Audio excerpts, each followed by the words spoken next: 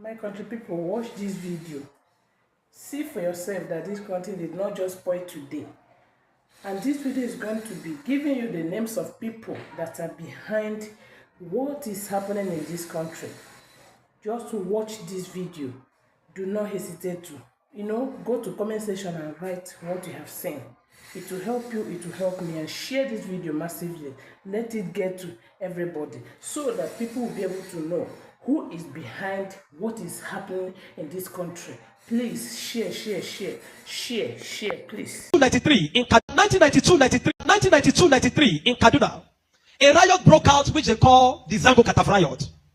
I was a young boy, very, very young then, and people were killed in scores. If you are not an Hausa person practicing Muslim in Islam, they were killed. Especially if you are from the southern part of Kaduna, the tribes from the southern part of Kaduna, they were massacred. It was called the Zango Kataf riot. And if the next thing they do is to burn churches, kill Christians, and then if they are done with that, then they focus on businesses that is for Igbo people, Igbo-owned businesses, and they destroyed it. I grew up knowing that Christians are an endangered species in Nigeria. In the year 2000, when the Sharia riots, how many of you have heard of the Sharia riot? Hundreds of thousands of people were killed in Kaduna. I can remember vividly that we had to defend our house from people. They brought some Fulani boys and they faced our house. They were shooting arrows. They were stoning our zinc. They spot our zinc shooting arrows. Even though I was a Muslim then. Even though my father was a Muslim then. But because majority of the people in our compound were Christians, so they were willing to destroy every one of us because we're living with Christians. I can remember a particular church in Mando, for those that know Mando, in Kaduna, called Chapel of Redemption. That church was destroyed. And so from that time, anytime there's a little hanky-panky in Nigeria, the first target is churches and Christians. And this has prevailed for a long time. That even if there's a problem with in another country, the Muslim and the Hausas in Nigeria will rise up and begin to kill Christians. How many of you remember the Miss World crisis in 2002, 2001, 2002? That somebody drew a picture of Muhammad or something in France, long away in France, and they began to fight in Nigeria. Are you following me? Christians are an endangered species. Now let me give you, and that's how it has continued.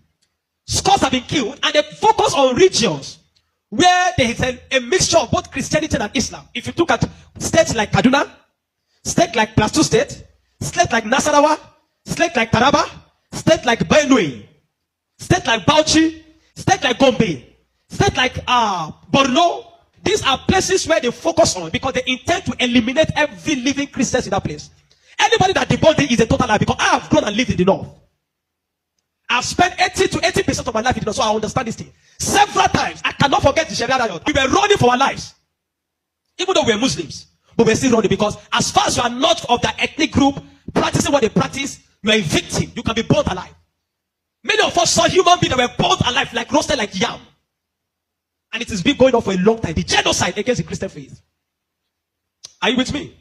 Many years ago, in Kano State, a man was beheaded. And anything they talk about, he said blasphemy. And guess who was the person that led it? The man called Sanusi, Lamido Sanusi, was the one that led him on. And they beheaded him, they killed the Igbo man. They killed him and they put his head on the stake and they were using it to parade the city. You will understand of a woman also that is an evangelist. Evangelist Eunice that was preaching about 2016 or 18 in Abuja. And they killed her. We cannot talk about a young girl called Deborah Samuel that was killed. I schooled in Jos, and for years, the people of Plateau have been massacred. Riot breaking out every single time. The world that the moment anything happens, the next people that are victims are Christians. And it is unfortunate that all these years the government have not been able to do anything about it. But the agenda is deep. Are you with me this morning? Why am I saying? Because I don't want us to be an ignorant people. If we are ignorant people, they will control the narrative. And these days, let me tell you this truth. God will not come and fight for you. Remove that thing from your mind. If Christians don't rise up, pray from that till tomorrow. God is not coming to fight for you. Are you with me? Now, in the year 2009, Boko Haram started. Boko Haram started because of a section. It was a political movement. They created Boko Haram as a political talks to bring confusion into the government of Goodluck Jonathan. And to be able to, destroy any opposition, starting from Borno State, under the watch of a man called Kashim Shettima, which is now the vice president of Nigeria. Kashim Shettima and the other man, Ali Mohammed Sharif. These were the people that started the business of Boko Haram as a political talks to be able to oppose their opponents. But after a time, the ideology grew, and they began to destroy. Now, it became a problem, and they began to use it to destroy, bombing here and there. In 2009, 2010. As of 2010, a man led a meeting in Jos. Are you with me? He led a meeting that they were going to annihilate Christians within the locality of Plateau, Borno, Plateau, Bauchi, Kaduna, and Nasarawa. And he said they are going to perform jihad. They will bring jihad and they will go to kill them. If the Islamic leaders are not willing to lead them, he is ready to lead the movement. I have the minute of that meeting in my phone presently. Guess who is that person? Issa Pantami, that was the former minister of communication under Buhari's regime. And several times, these are people that are terrorist sympathizers. And that is why the Nigerian army have not been able to win the war against the terrorism. Because people have, the terrorists have infiltrated the Nigerian ranks, the army ranks, so they cannot win the war. That said, Osama bin Laden was a better Muslim than he is. He was sad when Osama bin Laden was killed. And he has said it several times that Boko Haram should not be killed. He said they are their Muslim brothers. How do you win a war against terrorism? Where there are people high in government that are sympathizers to terrorism. How do you win that war? Now, there are 4 categories of insecurity or people that are causing insecurity. Number 1, you have Boko Haram. Number 2, you have bandits. Number 3, you have Fulani herdsmen. Now I'm going to show you how they are connected. Many people don't know. The Boko Haram and the Fulani herdsmen have one mission. The mission is simple: Islamize Nigeria. Come to a territory that are Christian dominated, kill everybody there, occupy their land. Go to Benue, look for a community, kill them there, occupy their land. That's always me. Boko Haram and the Fulani herdsmen. Have you noticed that Fulani herdsmen they don't kidnap, they kill? There's hardly a place you hear that Fulani herdsmen capture that they say these are Fulani herdsmen. No, when they go, they kill. How do they kill? They kill with guns. You must now ask yourself, how does a Fulani man get AK-47? Do you know the cost of one AK-47? One AK-47 is over $1,000 something. Where will a Fulani man be able to obtain to get one AK-47? Are you with me? And now, so you will know that there are people that are sponsoring this movement. Then the Boko Haram and the Fulani, they go about Christian-dominated areas. You will understand that when this terrorism started in Nigeria, that only people that were killed were Christian churches. You will not hear that they kill anyone. It is Christians and churches. I remember in Kaduna then that churches began to look for security men to guide their churches in every service day. Otherwise, you can be in church and the next is boom, everybody dies. And churches that don't have money to hire soldiers began to use some of their members. I was a member of the security team in my church in Deeper Life in Kaduna in 2010. Because we don't stay in the church. Once I come to the church in the morning, we stay outside, moving around patrolling, because anybody can come and drop anything. So when Boko Haram started, the majority of Muslims, the Hausa, Northern Muslims, the Hausa, they were happy. I know of people that were celebrating it. If you see them crying today, I'll tell you why. At the initial beginning of this thing, they were happy celebrating the killings of Christians.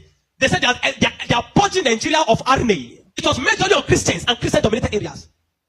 But when it comes to 2014, the man Buhari and APC that wanted to overthrow the government of Jonathan, by all means, decided to employ mercenaries from Niger, from Chad, from all those Fulani, from other African nations where they are Fulani, and they brought them into Nigeria. What was the goal? The goal was that if Jonathan does not concede defeat in the election, they were going to rain hell on Nigeria. So they brought in these mercenaries, and they equipped them with rifles, the El-Rufais, the Buharis. Are you with me? The El-Rufais, the Buharis. Every one of these people called APC, they brought in mercenaries and armed them in the bushes and told them to wait. The moment Goodluck Jonathan did not concede defeat in the election, they were going to start. But unfortunately for them, Goodluck knew of the assignment. He got intel about it, because the man said his ambition does not want the blood of millions. So the man conceded defeat and left. And so they declared APC winner. Now, you have already brought people from different parts to come and fight. But what they wanted to come and fight for did not achieve anymore. So now they left those people in the bush. They left them with guns and ammunition in the bush. And when Buhari became the president, he abandoned them. Instead of them to settle them and let them go back, they abandoned them. And the people saw Nigeria as a place that is good. And the people decided to remain in Nigeria. Those are the people that started bandits. Before, we don't have anything like bandits. Banditry started under the watch of APC, under Buhari, because they were the ones that brought them in. Kidnapping, because they needed to survive. So they started by kidnapping.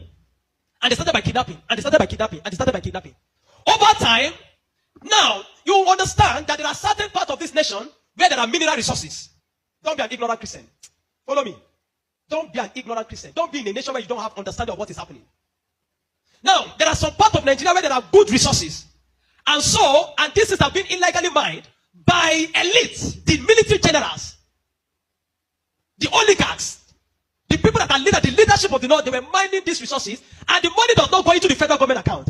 So what they do is that they employ the services of this banditry to create two things. Number one, to create diversion. So when you go to Zamfara, that's why you hear that they say that it's killing in Zamfara now.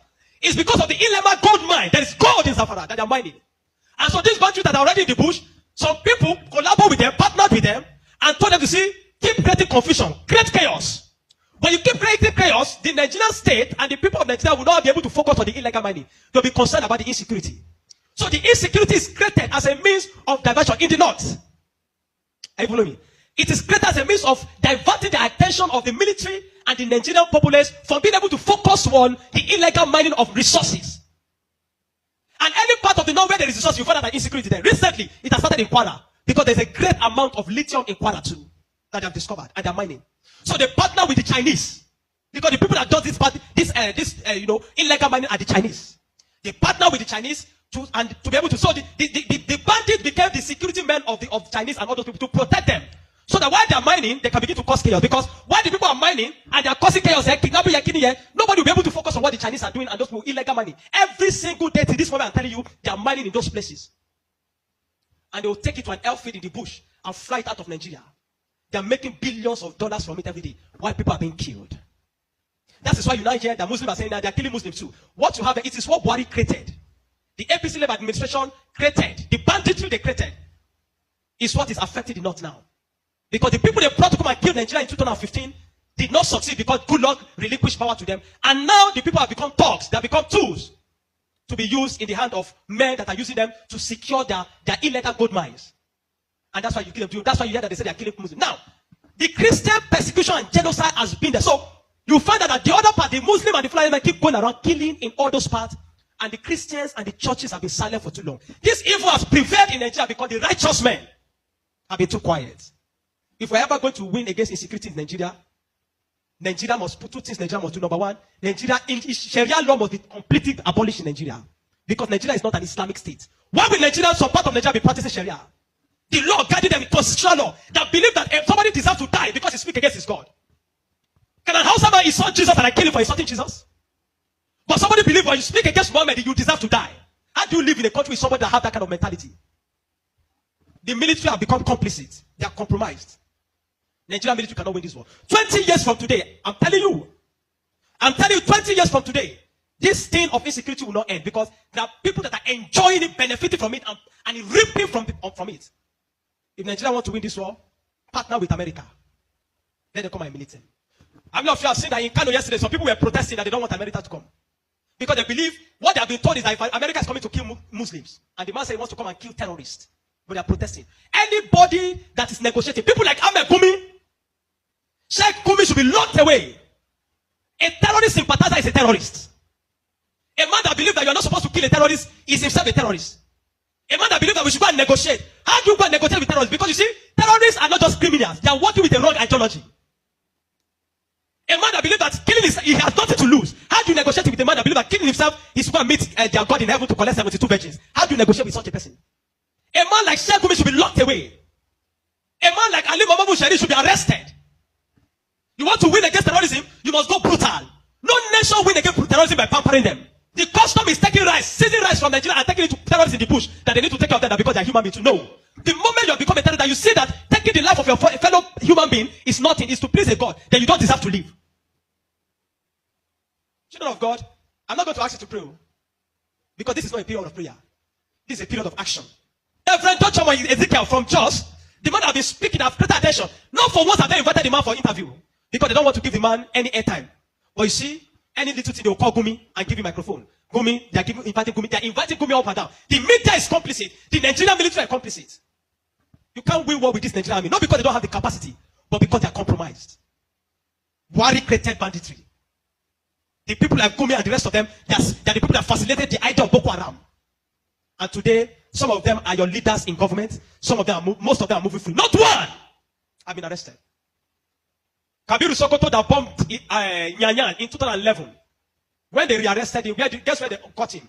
In the house of Shetima in Abuja. What is he doing in the house of Shetima if Shetima doesn't know him? But today, Shetima is your vice president. How do you win a war where terrorists are ruling you? Where terrorist sympathizers are moving around? This is not a period to say we are praying. No. This is a period of wisdom. This is a period of action. Churches in the south have no idea. They sit in their cozy churches with exploit them. They don't know